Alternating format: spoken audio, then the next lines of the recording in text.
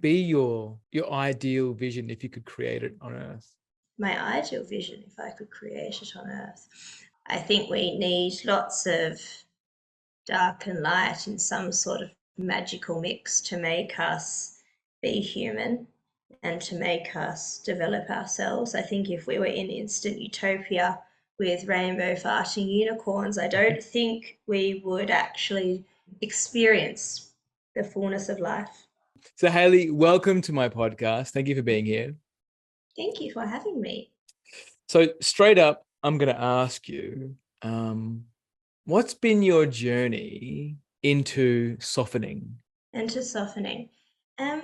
Well, I would say that I had a lot of densities to move through from rather young, and I was not soft after going through various things as a little one, and then probably through even greater complexities and dramas and pain as a young adult. Um, I guess I remember the pinnacle moment, I would say, and that was when I read this beautiful, beautiful interview that had various quotes from, I think she was America's first female interior designer. Um, and she made a beautiful statement where she said, and I'll make everything around me beautiful, and that will be my life. And I remember reading that, and I was studying at the time interior design, and I thought to myself, that is just so powerful and lovely, and such a nice intention, to and she obviously wasn't just, well, for me, I didn't feel that she was just talking about physical things. She was talking about her relationships with people and the way in which she moves and navigates through life. And I remember thinking like that's what I want to do. And at the time I was dealing with I was in a very abusive relationship, and I'd just been diagnosed with a fair few autoimmunes, and I lost a lot of contact with my family, and then when there was contact, it was very not very nice, a lot of conflict, and yeah, very different belief systems and ways in which we wanted to live our life. So I made the choice to try and leave all of those situations that weren't beautiful in a beautiful way. And I made the choice to always leave a situation with as much grace as humanly possible. And what that meant for me was starting to create and set some boundaries. Because I feel that in being soft, you can really only feel safe enough to be soft if you have boundaries and you have that inner guidance system, and you learn to know yourself so fully, know what you give, know what you deserve in return. So I guess it started this very big journey of learning who I was as a human, as a woman, and when I learnt and really got to know myself, and that means knowing all the really lovely attributes and also seeing all of the things that needed alchemizing and needed healing. And once I started to do that journey and healing things and seeing small improvements in even small ways, that really starts developing your self-worth. And it's from that place of self-worth you get those boundaries. So it's kind of like, I always think it's like a constant process. I feel like we can always soften more because we can always be more vulnerable. We can always have more compassion. We can always show more love. But to do so requires such an inner strength. So it's like this, to and fro, as yin and yang, I guess, and you can't really have one without the other, because you can try and be very soft, but if you don't have those boundaries and that inner knowing of who you are, and you don't have that amazing sense of self-worth, that softness isn't going to lead anywhere good, and it's just going to cause, incredible amounts of pain for self and in turn others. Yeah, constant process. Mm. Yeah, beautiful. Thank you for sharing that. And I hear that it is a constant process for you. And from that Mm. journey to that beauty, to embodying all of that beauty and being that feminine woman that you wanted to be, and being able to maintain those boundaries has required some lessons and some wisdom from other people. And if you were to ask your peer groups, what would they mostly respect about you? Um, well, if I'm to base that off, I guess the lovely things that I receive, in their words and little things like that, it would be how caring I am, um, how much energy I give to people, how much I try and help and light up people's day, and how much thought I put into things. Yeah, and also the other thing would be um, my honesty, and if I say something, if I make a commitment, it's very likely I'll keep it unless there's insane circumstances. Um, yeah, my reliability and what I hear from men the most, good, very lovely, well-intended men, is I don't even like to say, I get a bit embarrassed that I'm the just the absolute feminine, which I don't feel I am. I feel that's a very beautiful goal, one that I probably won't ever reach, but I'm on my way. I'm doing the journey. So that's always very lovely to receive. Yeah. Beautiful. Speaking about men in your DMs, now being someone who does put beauty on a high value, how do men approach you? So I'm assuming that in that DM process, like there is a lot of men that come out of the woodwork to message you and want your attention, like they do with most beautiful women. So Yes. how do you respond to that? How do you receive that? Um, even though I have a lot of structure in my days because I have to, and I have my boundaries and my morals, and of course we have our guidance system. A lot of the time as well, I'm just running off pure intuition. Uh, so it really depends. Of course, as you get approached a lot with in some things that are slightly vulgar or just a straight away turn off or close that down very fast. Um, but I have to say, the more I do the work and the more I step into my true feminine, but also the more I express myself in all of my colors, because I can be very soft and sweet and well articulated, and then I can be very sarcastic and dry and like have a sense of humor that is really based off shock value at times, I think.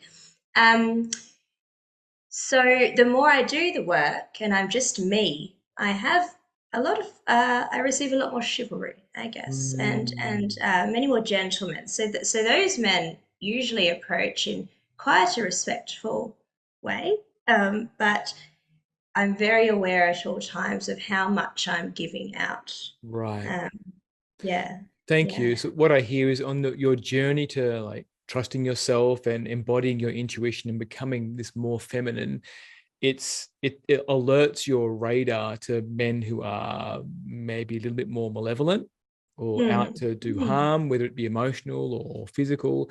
So mm. what's been your journey into trusting your intuition and that self piece? Who is Haley? Probably the biggest, I would say, yeah, actually, I would say that the way I have learned to trust my intuition, and also, of course, I feel like intuition can be quite, it can feel quite nuanced. You can I feel like our intuition is always correct, but it doesn't really know how to be specific. So we'll get a feeling about something, and all it can kind of go off is perhaps past experiences. So we might get an off feeling about someone, but it will most likely be that what we think it is a little bit off. But I feel like we're quite on point when it comes to picking up on benevolency or someone with really good intentions. So where I'm going with this is the way I've developed it would be going through the pain and having those experiences where I've gone against it entirely. And I've had many moments along my journey where it's almost like time has stood still for a moment, and every part of me, I'm getting shivers now, is like screaming, "Do not do this." Um, but because I didn't have such firm boundaries in the past, I would kind of do it anyway, whether it be to, keep family happy or, similar things like that. And so it's going through those times, those moments, and oh, at the tail end of it, going flip. I wish I'd listened. I knew this. I knew this. Yeah, and then I guess learning to quiet the chatter and the programs, from childhood, etc. Learning to kind of navigate around those good girl programs or people pleasing programs, Mm. and honing in on really what we're feeling and picking up on. Yeah. Thank you. Yeah, and the people pleasing and the good girl programming. So what's been your most helpful technology or process or anything that's helped you identify those programs and Yeah. choose what's correct for you? Yeah, absolutely. That's an easy one. When I mentioned before, when I chose to try and make everything in my life beautiful, interactions with people, myself, my surroundings, everything, my mental health, I started to really reflect on how I got to the place that I'd gotten to. Because at the end of the day, everything we're experiencing is our responsibility. Um, and whether we put ourselves there or not, it's certainly our responsibility to fix it. Um, so what I developed was something I call CIA, or conscious intentional awareness, which is really where you go about your day and you just have such a deep presence of any and all triggers. So anytime there's, I guess, an emotion felt, which for me is, constant, because I'm very much in my emotions all of the time, but I would not have it any other way. Um, uh, I would look at whether it's good or bad. I would think, where has that come from? What was the thought that led me there? And there's a bit of a process, and then eventually you get to the very bottom of that process, which is this is either a trigger from my past, or this is something that I'm actually really excited about, and that tells me I'm heading in the right direction. And I kind of use that all of the time, and it does require a lot of self-talk and inner talk. Um, but it's kind of like, again, you're talking to that navigation system. Mm. um, yeah, so that's probably the technology that has been the most incredible, something that I just developed because I realized how heavily programmed I was from my childhood, Mm. being brought up in a very religious kind of cult-like environment, and just very heavily embedded all of the time, with very scary or negative, I guess, programs. Um, so kind of trying to piece those out of me, when it was all I knew. I mean, I could say the Bible books from beginning to end before I could even form a sentence. Right. Yeah, so that it was quite heavy.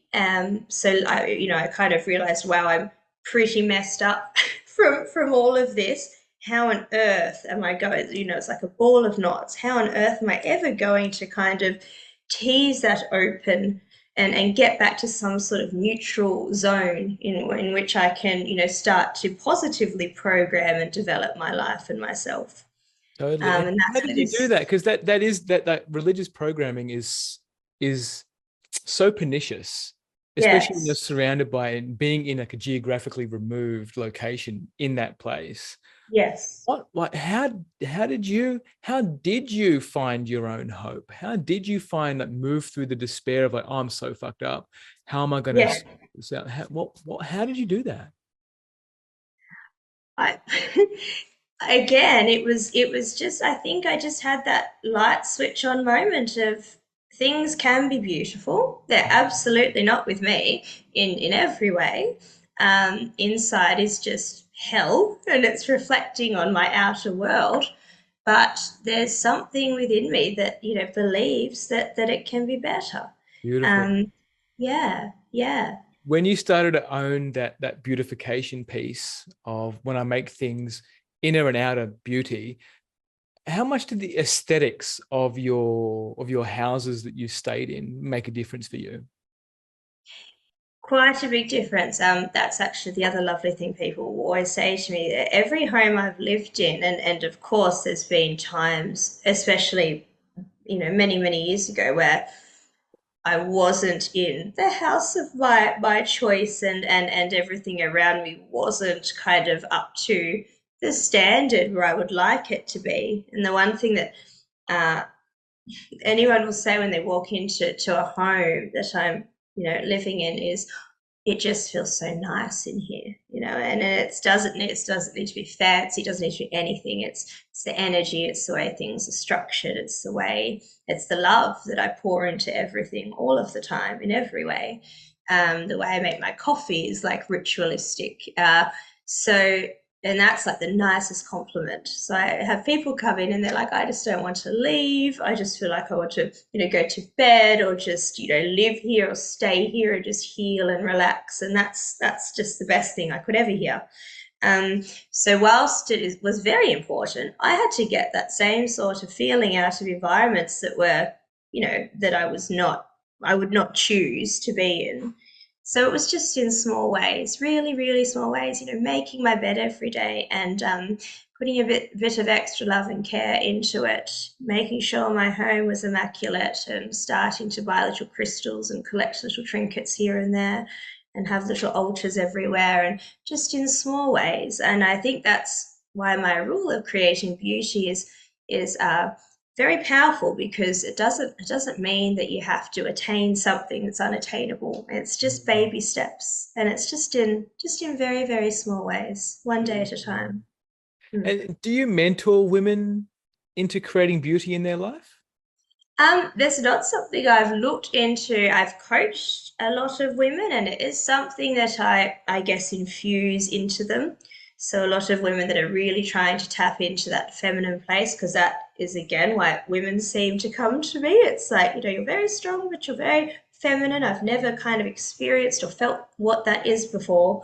And I'll make them do exactly that, whether it's going out and buying, always wearing coordinated outfits that they feel they could almost go to a job interview in, making that like the norm.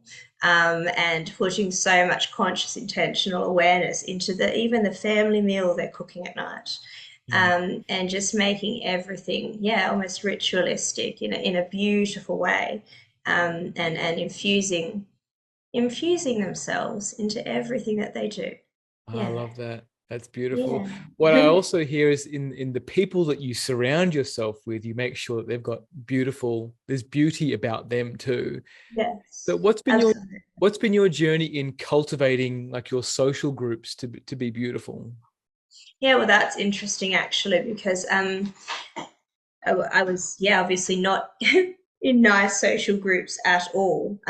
When I was younger, it was very dense, and with a lot of people that wanted to uh, really take you down in many ways, especially if you weren't kind of conforming in the way that they feel or felt that you should be doing so.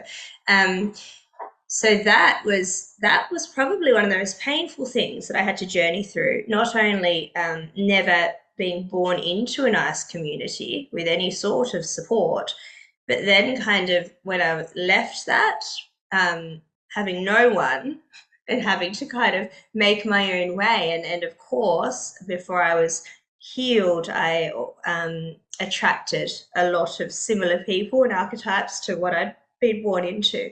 Um, so I guess the way again that I do that now is the way I do everything. It's intuition based, and I have such a good connection to my intuition now, and I respect her so very much.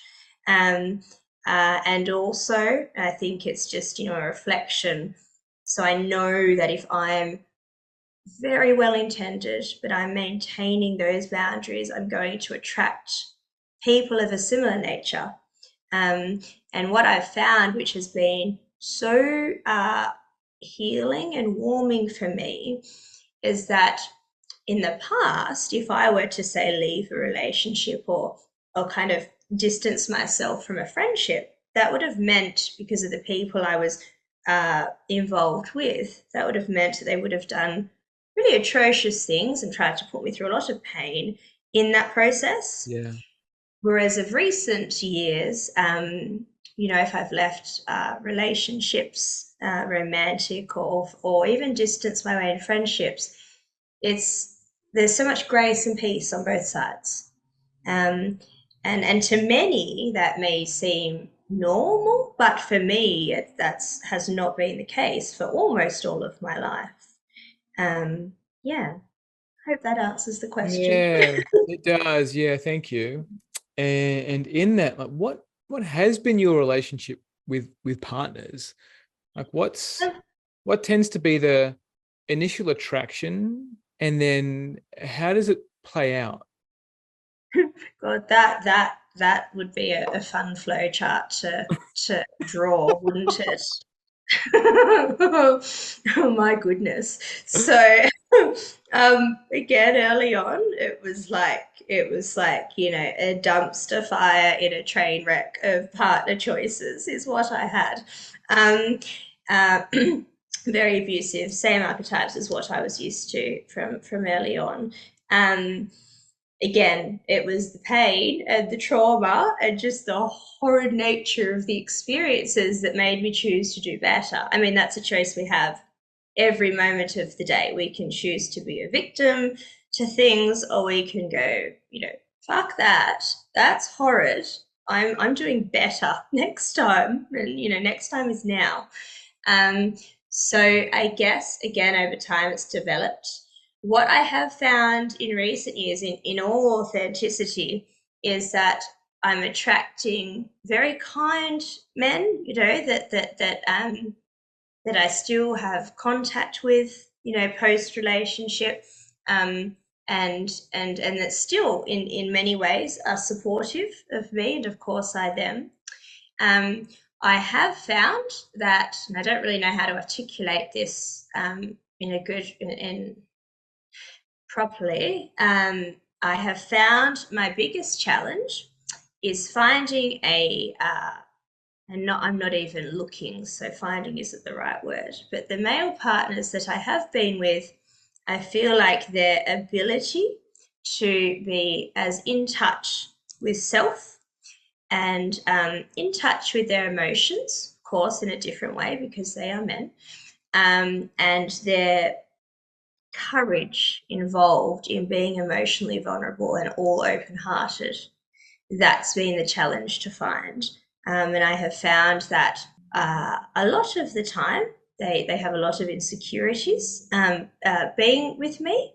And that kind of expresses itself in various ways. But as I said, it's when I kind of see those come up and it gets to a point where I know that they're not at a space to work through those, then the situation is left with grace. And I'm always so grateful to have relationships still post intimacy with these men because they are very very good men. Yeah. Mm. Mm. Yeah, thank you, Haley. Yeah, I hear on that journey you've attracted partners that were not healthy for you in the beginning. And as you've iterated your identity and become more in tune with trusting yourself, you've attracted men who are more in integrity. And then Yeah. more Yeah. recently, it's getting to a point where you'd love to see more men on the horizon. Not that you're attracting any, not that you're looking for anyone right now, but if there No. was to be someone on the horizon, you'd love for them to be more in tune with their emotions as a man, and be able to meet you in your self-worth. So there's no need Yeah. for that to be lashed out, or they can just be with that insecurity or inadequacy that might show up for them when they're Yeah, around you. absolutely. I think sometimes men feel that they have to um, be supermen or put on that persona, especially around me and I'm sure other women. And there's kind of this reluctance to show or speak to any emotional vulnerability. Um, but for me personally, and I'm sure many other women, there's something so beautiful when a man has the courage to just speak so authentically about himself, because Mm, that just shows how much respect and intelligence he has. Respect for himself, respect for me, and emotional intelligence. And it's courageous, and that's attractive, that's sexy. mm, Um, to a woman. And I think the other trick is, finding a man that has done a similar journey to me. It does They may not have had to go through all the things that I did, but yeah, as you said, has developed a similar sense of self-worth and self-knowing. Um, and yeah, having a lot of pride in what they do and the life they live, because then having someone that's in a similar, fashion or manner, it wouldn't be so hard for them. Yeah, it would be, mm. two members of a team coming together to grow together and to just build an epic life, as opposed to, this kind of tug and pull between insecurity and yeah, Yeah, yeah. thank you. Yeah, when you said build an epic life together, that really landed for me. It's like, yeah, I just want to just build an epic life together. Like that's Yeah, not the worry about dream. any of that useless shit. Now, Haley, you are someone who's up to things, right? So you have a little one, and you have Yeah. another little furry little one, and Yes, then yes. horse is dressage, you say, and you're in business, Yeah, and you're also at uni as well. So yes. how what has helped you to be able to navigate all of that and remain so beautiful and be on your feminine journey? Um, this balance between a lot of people would say between the masculine and the feminine. I don't feel I have a masculine because I'm a woman. I know everyone has different opinions to that. For me, it's that balance between right action and flow. Um, and I try and go. So what I mean, I guess logically speaking, is I have to have a lot of structure that I stick to. I'm so anti all of that naturally. I just like to, free flow in a happy Haley bubble and just move through the day.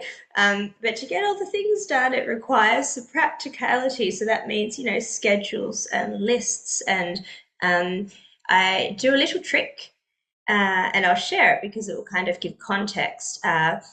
If I've got massive lists every day, they're in front of me and they're very big, and millions of alarms on my phone. And if it comes to a certain task and I'm just like, oh, I really can't, I can't do that. All I do um, is I pick up my pen and I write on paper 3 times over. I choose me this time. I choose me this time. I choose me this time. And where that comes from is probably quite self-explanatory. As as a woman with my upbringing, and I think women in general, and of course men as well, I'm sure. Um, Quite often we do things from a space of people pleasing, or from a space of trying to escape, certain situations, or escape facing certain truths. We make bad choices. We evade things we should be doing. When I know I have set a certain list of tasks or things that I need to do to accomplish to make my life better, to make me feel better, to make me be able to do and give better.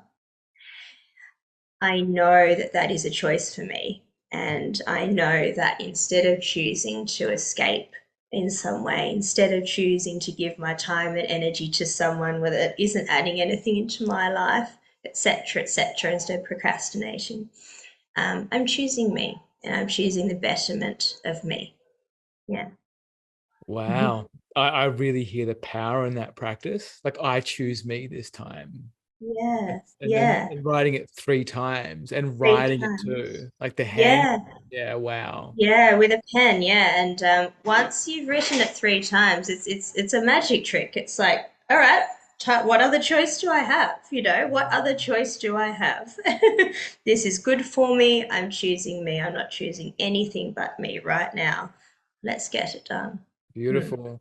And Mm. Haley, if you had a vision for the earth, um, Mhm. what would be your ideal vision if you could create it on earth? Um, my ideal vision, if I could create it on Earth. Well, I mean, I think we need lots of dark and light in some sort of magical mix to make us be human and to make us develop ourselves. I think if we were in instant utopia with rainbow farting unicorns, I don't think we would actually experience the fullness of life. Right. And I can't see that we would do much better. So I feel that if I could create my perfect world, it would probably be with a lot of different degrees of light and dark, challenges, etc. But it would be giving everyone a chance to be able to live the life of their choosing. And it would Mm, be a lot more health focused, a lot more organic, and it would be with a lot of healing, generational healing, a lot of people cutting a lot of those generational genetic curses in their bloodlines and in their family history, giving the current generation the tools to develop themselves, the knowledge to make healthy choices, and somehow magically being able to feel into little ones that are in very complex, hard situations and somehow providing relief to that family and that child. Because I feel that if we can have one generation where we all do a lot of healing, then a global healing will occur. yeah, Yeah. I love that. That's beautiful. And for your little one, what are you excited about for her future? I want her, I say to Lavender all of the time, my one dream is that she outshines me in every single way. So, no, try not to get teary when I say that. Um, I just want her to be so magnificent, happy. She's already that. She's perfect. Um, Everything she admires in me, and she's very loving in her words. She tells me that I'm super mum, and she tells me I'm fancy, which is hilarious. I don't think I'm fancy, but fancy and beautiful and kind.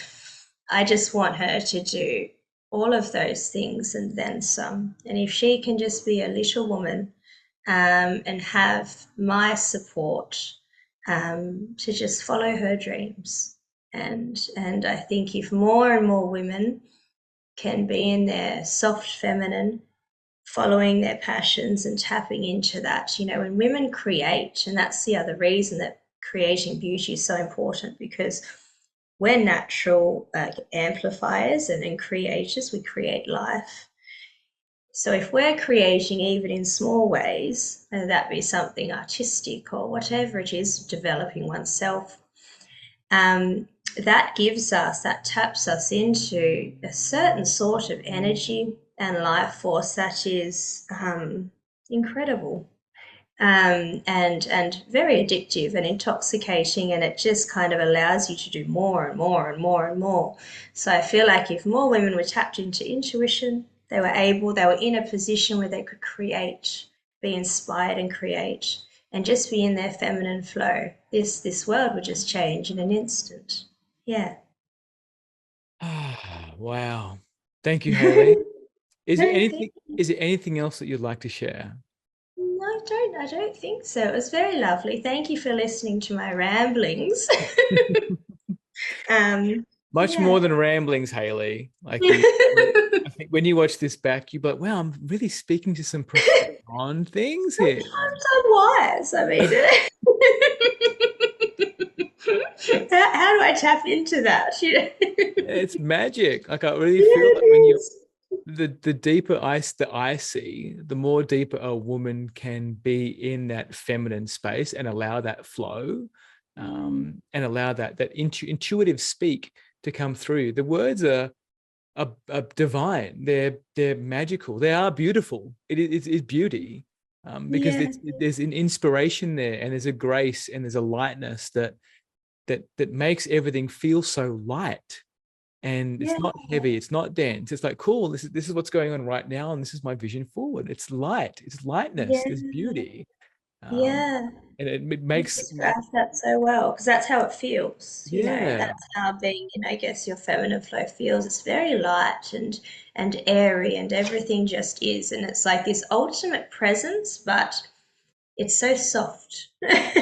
And it just feels so nice. And when you're in it, you wouldn't want it any other way. Yeah. So thank you for that. Mm. you're welcome, Haley. Thank you so much for being here. I'm going to hit the stop button, and then we Thank can you for wrap up having off me. camera. Yeah, thank you.